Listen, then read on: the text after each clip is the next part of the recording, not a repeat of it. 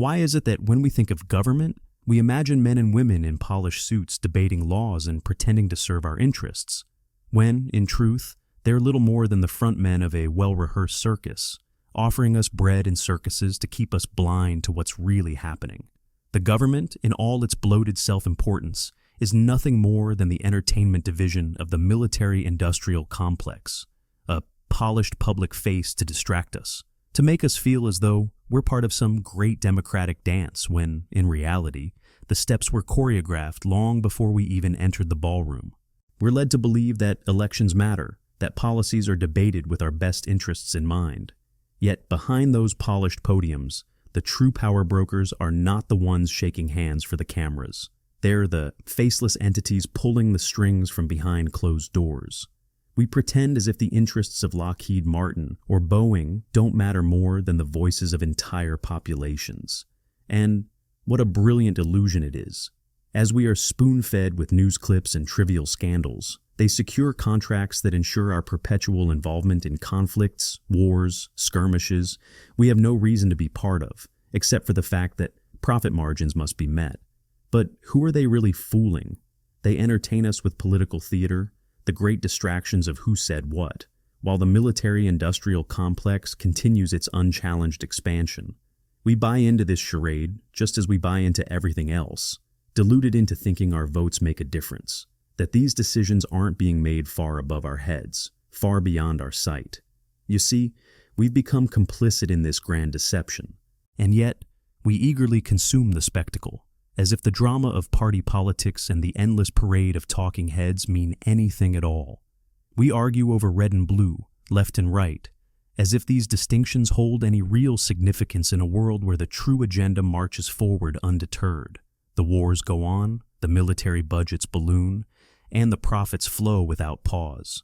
It's the ultimate distraction, an intricately designed magic trick where, while we fixate on the hand waving before our eyes, the real work is done elsewhere, hidden from view. It's no accident that the issues most covered in our media, our so-called news, are the ones that spark division. Social issues, identity politics, scandals involving politicians caught in their sordid little affairs. Why?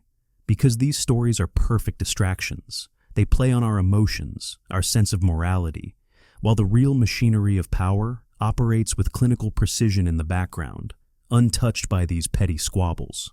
It's a perfectly constructed mechanism designed to keep us arguing amongst ourselves, while the gears of the military-industrial complex grind away relentlessly. They offer us the illusion of choice, of freedom, while perpetually chaining us to a system that demands endless conflict, endless military expenditure.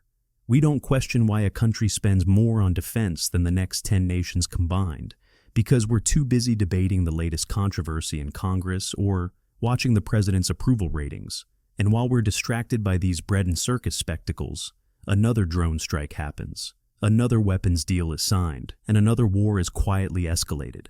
But perhaps that's the greatest magic trick of all, making us believe that what we're watching is real, making us believe we're part of some grand democratic process when, in truth, we're merely spectators to a play that was written long before we even took our seats.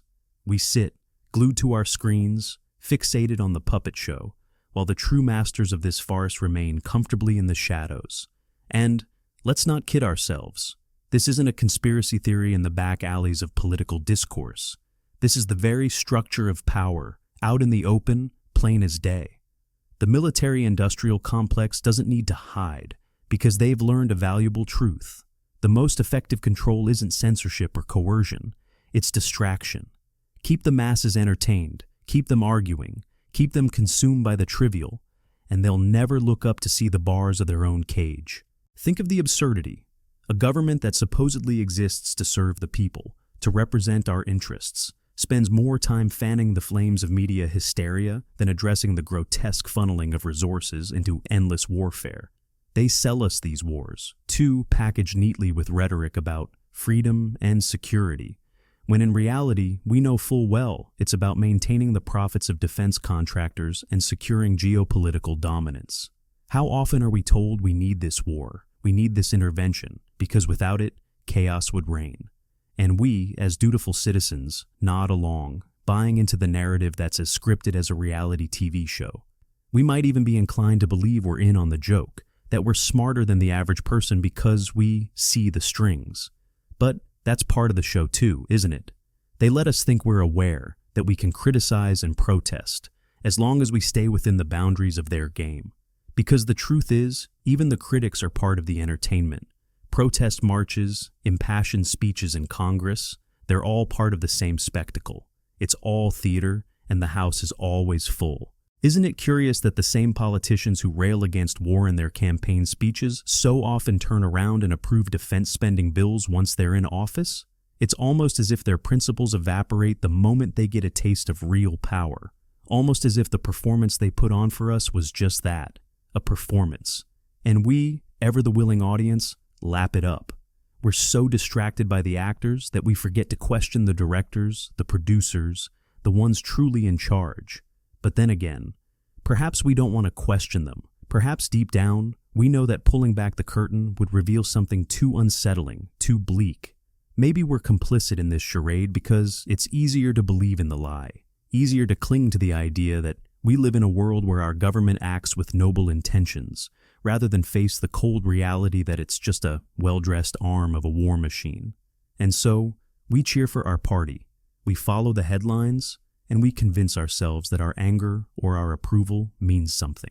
We become part of the machinery, greased by our distractions, lulled by the illusion of participation. The real architects, those who thrive in the corridors of power, understand this perfectly. They've mastered the art of keeping us sedated with spectacle while they move the pieces behind the scenes. Defense contracts are signed with as much fanfare as a mid-season filler episode of some forgettable show. But nobody's watching that part, are they? They don't need us to.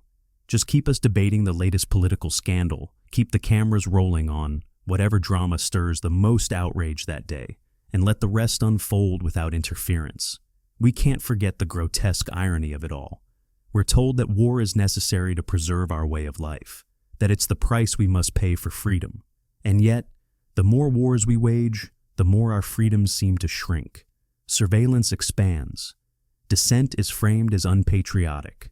The military budgets soar while social programs wither. It's as if the very system designed to protect us is devouring the core of what it claims to defend. And still, we watch, distracted by the noise. We're made to feel as though we're part of a grand narrative, but in truth, we're just an audience, seated comfortably as the real power moves unseen in the background.